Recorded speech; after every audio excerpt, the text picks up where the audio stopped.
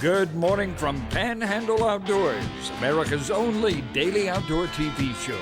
Your source for fishing, hunting, and information for folks who enjoy the great outdoors. Now sit back, relax. It's Panhandle Outdoors. Good morning, folks. Welcome to Panhandle Outdoors. I'm Winston Chester. I'm glad you're here this morning. Got a big show lined up, but first, let's take a look at our weather brought to us by Gulf Coast Air Conditioning, Drew Pollard and the hard-working crew up there in Southport. Looking at a cool day, 60, and then a high, that's how it's going to get. And then later on tonight, it's going to be around 36. So pretty cool day today. The water temperature, interesting enough, has just hit 60 over the weekend. So that's a good sign right there. We're just going up 2 degrees from last week. Our river readings, take a look at, folks, take a look at it. Apalachicola, Bluntstown, 18.7. It just shot up there. So they must have opened up all those floodgates up there. I mean, that's a quick rise right there. That's the one to catch you by surprise if you're not aware of it. The Chawtauqua Caravelle, of course, it went up too with the rain we're having, right at 10 foot. So both rivers, we got some high water in the middle week of February. Take a look at our tide chart brought to us by Kent Forest Lawn. Today is February the 8th. Sort of a decent tide, and it's going to get better and better going into the weekend for some really good, strong tides. The low tide this morning is at 243 and a high this afternoon, ironically, at a 241, almost exactly 12 hours segment there. The wind will continue coming out of the north at about 10. So that takes care of our outdoor weather. It's going to be, it's a cool day, but I was telling Gail yesterday, there's not many more cool snaps left in this winter because here we are, February. We're going to have some more than we have that one. I always have that one in March. So not many. And I'm glad because I'm about to run out of firewood. Let's take a break and we'll be right back. Okay, welcome back. Got some really good pictures. I picked out some myself, and a lot of y'all just sent them in, and we're going to share them with you. And always some good ones. So we're going to start out with Sammy Sowell up there in Southport. The Sowell family sent this in the other day. Mr. Chester, you drew my name on January 22nd for $20 at Tarpon Seafood. I went down there the next Tuesday and got us 2.5 pounds of grouper plus 2 pounds of shrimp. My wife and I won every year since the last 10 years. You need to buy some lotto tickets. Enjoy watching your show every weekday. Y'all keep up the good work. Check this out, folks. Don't that look good? Shrimp and grouper. Man, that looks good. I thank Sammy for sharing that with us. I thought this was funny. If anyone gets a message from me about canned meat, don't open it. It's spam. All right, Jennifer Dutton-Williams. Taking a selfie. It's funny how these game cameras have just come up with some of the funniest shots of animals doing different things and all, but that really looks like it. Jennifer Dutton-Williams. Okay. Steve Taylor. I call him the fishing preacher man or the preaching fisherman. And some go to church and think about fishing. Others go fishing and think about God. Tony Blake has said that. And Steve Taylor, the pastor of Emerald Coast Fellowship. And he is a good fisherman, folks. He's a fine bass fisherman. I love to see this. Thanks, Steve, for putting that on. Here's a better picture of it right here. Okay, I like his cap there too. Okay, Tyler Robinson. Tyler ended the season with a good one. Tyler's a good hunter, good young hunter. One of my former students there. Oh, Billy Grantham put the Indian stalk on this one. Look, we're going to get Billy on the show and talk about this, how he stalked this one out, tracked him and everything. But that's going to be an interesting story. Nat Harris, this was just 2 days ago. Look at that red snapper he's catching. The water's really clear, folks. He's just going to catch a lot of good fish right now if you just get out there. Okay, Tim McGuffin sent this. Hey, Coach, Bowen thought you might like these photos. 4 wild cubbies, 10 wild birds, 3 pointers, and 1 setter. The 5-year-old setter put on a clinic today. Bowen McGuffin, John Fishel, and Tim McGuffin. And check this out. They had a hunt some of those wild quail. I know they had a good time. Thanks for sharing that with us. That's good stuff right there. Jacob all day from Mariana with a big 8-point. His grandpa Jimmy all day looking on. Okay, let's get here's the pictures right here. That's a good buck there, one of the Jackson County bucks.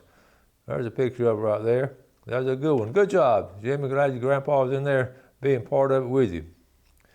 Okay. Terry down at Blue Water. He caught him some crappies the other day too. That's a good mess of fish right there.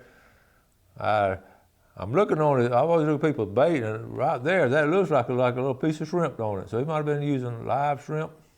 I have to ask him. That's a good mess of fish right there. Good fishing. Okay.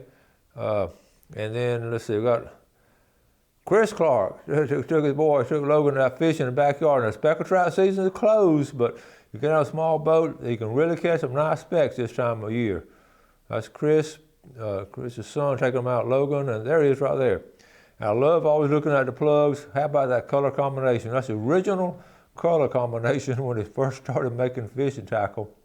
James Hedden had a red head and a white body. Probably in the history of fishing in America, there's probably more fish caught on a red head, white body than anything. I really believe that over the years.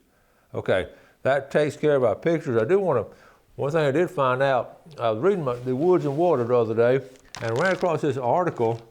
It's almost, it was about, they're going to ask us, this is from FWC now, the FWC page, they're going to ask us to start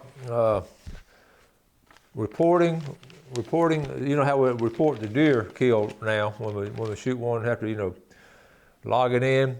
It looks like FWC is coming up, I read the story here, FWC is coming up with that situation. It's the reporting rule has been proposed, and right here, basically, you can read about it, basically it's the same kind of situation where you shoot a turkey, they want to find out where all the turkeys are and sort of help manage the population or whatever, and you're going to have to report it just like you do the deer reporting now. So that's a proposed rule. Don't know a lot about it. If anyone on FWC watching the show want to come explain it to us, that would be much appreciated so we know more about what's going on. Okay? Let's take a break. We'll be right back.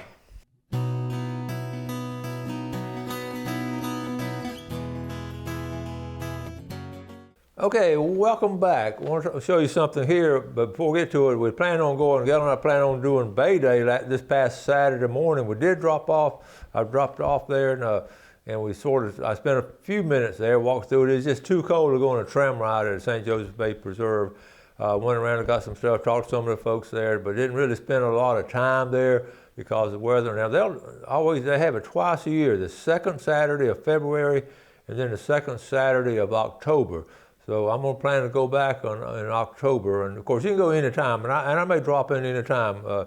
Deb and Marty were out of town, so I want to spend some time with them and let them show me around when we can. So anyway, we didn't get to spend. There's some really good stuff there, really good information, and there's some folks there. Everybody was just freezing. Remember how cold it was Saturday morning? So we swung back through St. Joe, called my buddy Tom Buttram, and Tom was at a meeting. And right there at the Methodist Church, right there on the water, and we went in there. It was the Coastal Community Association of South Gulf County. They meet about twice a year. It's just a group of people live along the coast, and it's a really very good organization as far as trying to keep things, taken care of as far as our environment and all. And I really was impressed with it. Had the sheriff was there, the state senator was Florida senator, Gulf County property appraiser. Folks, the property in Gulf County is not going like that. It's just the property values. In fact, the sheriff said he cannot hire some law enforcement people want to come down into Gulf County and maybe work there, and they can't find where to live. And the same way with teachers. Teachers and law enforcement people, it's getting hard for them to live around that St. Joe area, and that's a sad situation. Anyway, don't let me digress. But one of the things that's interesting, they talked about several things. We really had a good time, about a 2-hour meeting. Salinas Park, okay, if you're going out to the Cape on 30E, just as you take a right, to go on to Cape Road. I got a picture here. They're working. The county's working on this. So right top left-hand corner there. Okay, that's the Cape Road coming from top left. Okay, so just you turn on, that's public land. So all the way across the road is what Salinas Park. And also on this side of the road, right, I'm putting stuff I'm talking about. I put in the center. Let's see. This is on one side of the road. Those courts have been there for a while, little pickleball, and that's where they had that fishing tournament in a parking lot right there. Well, across the road here, what they're working on. So I'm gonna start up here in the center of the screen, the new trees. They planted a bunch of new trees and all. Okay, all along there, and then right there in the center, they're putting up a basketball, tennis courts up in that area. What's cool now, right here in the center, a new bathroom and shower. Now I'm talking about an outdoorsman, that's some really good surf fishing. You can park down here, take your buggy out there and do some serious surf fishing and come back and sort of shower off and all. They're gonna propose a new pavilion right here in the center, okay? Now the horse area is on hold and the dog park is on hold. But this is really cool. Well, the funniest thing I heard all morning, and I wondered if somebody else had noticed this, there used to be a huge sand dune right there in the center. It disappeared, and somebody had a meeting asked what happened to it, and supposedly they bulldozed it down and filled in this area right in here. And they said they supposedly didn't have permission to do it from DEP, or they didn't know about it. Anyway, that was interesting because I just thought how that went missing was a natural place right there. So anyway, that's some really good stuff coming up, and I'll keep you posted on it. Open up to everybody. Now I want to talk. We were talking about catching those fish yesterday, and Jerry and I we were using a beetle spin. If you know anything about the beetle spin, it's just been a go-to fishing lure. I always had a little spinner blade. I remember when it first came out 50-some years ago. They came out like in the 60s, and a guy out there in Missouri had got them. Anyway, I'm going to show you a picture of them right here. Here's a beetle. This is, we got several pictures. This was Alabama about 5 years ago. But I was looking up a story on it. It was invented by a guy named Chuck Wood in '63 and '64. And we must have got one of the first ones because my brother and I fished with it. But then Virgil Ward had a fishing show and he showed it. But anyway, basically you have a jig head, you have a little spinner blade, that's the key to it, then a wire frame, and a little plastic grub. Now that's sort of the setup right there. And they come in different colors and different ways. And that blade can come in a different color. Now, you can catch all kind of fish with these things. We caught them by surprise when we were fishing with them, because we fished Lake Talcott and a lot of folks hadn't used them before, and we were catching fish right and left. It was really, really cool. So anyway, there are a lot of them still being used. So that's a beetle spin. They come in all colors, all size blades, and just they have all kind of takeoffs of it now. But the original one just started out there around Arkansas, some of those lakes out there. Okay. Now the other thing, let's go in and add some names. Remember the other day I didn't have the names here. I made sure today I had the names. So we're going to add some names for our drawing coming up this week. Okay. Let's add Deb Krumknocker from Cape San Blas and Marty. Okay. How about Ethan Walding and Chris Walding? Larry Page from Southport. Wendy Hughes. Monica Page from Southport. Keta Graham from Hosford. And Larry Graham from Hosford. Some of kin folks up there probably. All right, so we're filling it up now. We're going to get a bigger pickle jar or something. Okay, we're going to go ahead and take our final break. Got some more cool stuff to show you. So let's go and take our final break, and we'll be right back.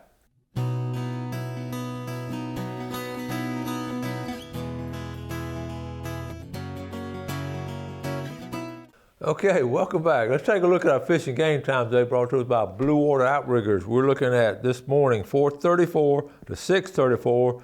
This afternoon 4:57 to 6:57.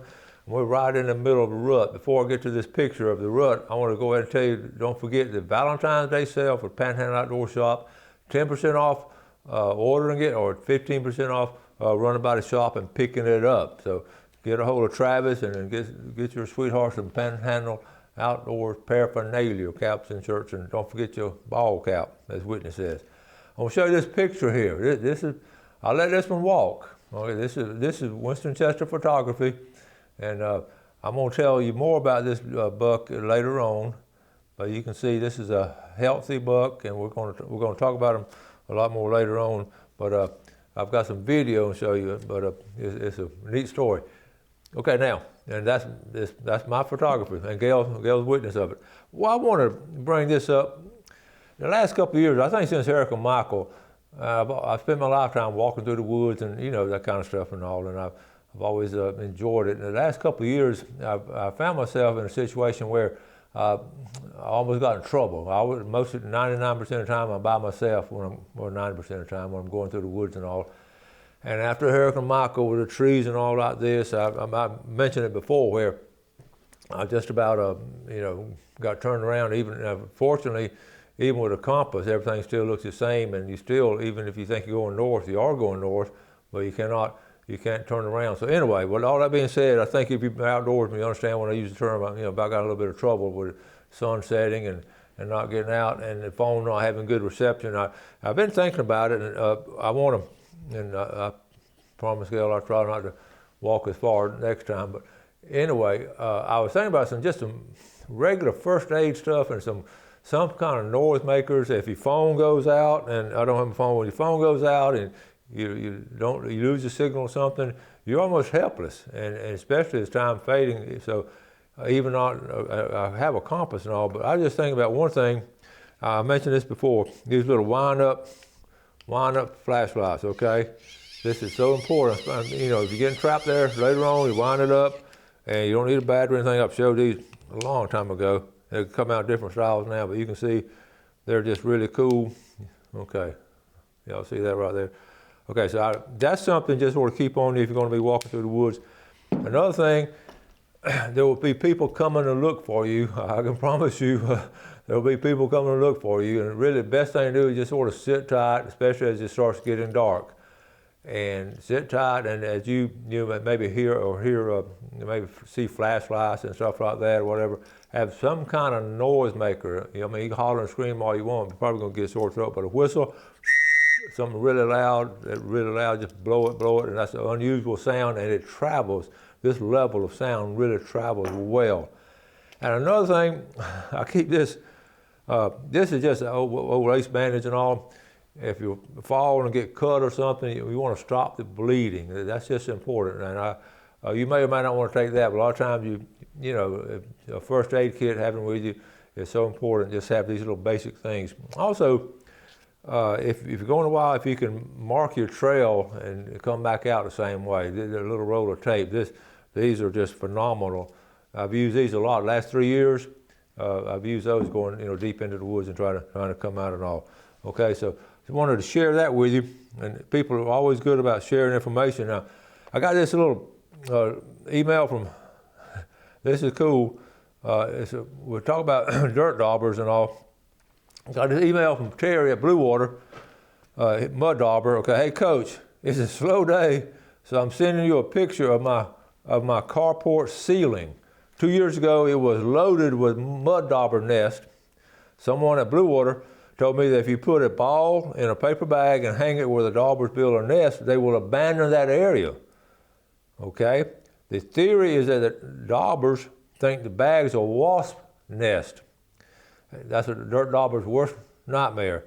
I pressure washed the ceiling 2 years ago, and as you can see, there are no dirt dauber nests. So here's a picture here. I would wound up hanging up 3 bags. I was skeptic, but I was wrong. This is Terry at Blue Water. And here's what I was talking about. Okay, you pressure washed it and got it clean, so got a bag hanging down. And these dirt daubers or mud daubers are bad about just setting up a area anywhere. He got that one hanging there. Sort of does look like a wasp nest. And then that one right there too. So that's thank you, Terry, for sharing this with us. That's some good information right there. Also wanted to talk about quail a minute. February, when February comes along, I think about all kinds of things. It was, season's ending. But I always think about quail toward the end of February, 1st of March. I love to quail hunt, and it's just been a lot of fun. So quail hunting, here's the season on it now. I got to pull this up for you. 21-22 hunting season, the statewide quail season goes out March the 6th. That's outside the wildlife management area. Check the management area if you are going to be hunting in those areas, because they're different and they have actual managed hunts. And every year I talk about showing those to you, but you visit their brochure and all. But anyway, okay, and here what I talked about earlier, the reporting rule proposed. That's we get back to the turkeys right here, right there in the center. To provide biologists with more insights about the wild turkey harvest, FWC proposed a rule amendment that would require logging and reporting harvested wild turkeys. This proposal was approved on December of 21, and commissioners will consider for final adoption at their March of 2022 meeting. That's about a month from now. I don't know where that meeting is, so if you want to have a say-so on it, you can find out about it. That would take effect going into next fall. So we're talking about dirt daubers, talking about quail and turkey, but get them out to the quail now. It's just a great time of the year, and we're planning a quail hunt another week or 2 weeks maybe, and it's just a lot of fun. And especially like the picture I showed earlier of the wild quail, when those Bo and McGuffin and Dad and friends can 4 cubs of wild quail. Now that's pretty strong. And I love to hear that and see that kind of thing happen. So anyway, we got the speckled perch or crappie. You see what we did yesterday on that. Then you got all kinds of stuff coming, deer season coming to close, all kinds of things happening, and it's just a good time of the year. Got to wrap it up. Don't forget the Valentine's Day sale on the shop. Listen, if y'all have any kind of information or any kind of things coming up, share it with us, and we'll share it with all the viewers, okay? Y'all have a great day today. Enjoy the great outdoors. Find someone that needs a little bit of help and try to pick them up. You have a great day, and God bless. Thanks for watching America's only daily outdoor TV show, Panhandle Outdoors with Winston Chester, featuring hunting, fishing, and other activities and information to help you enjoy the great outdoors. Join us next time for Panhandle Outdoors.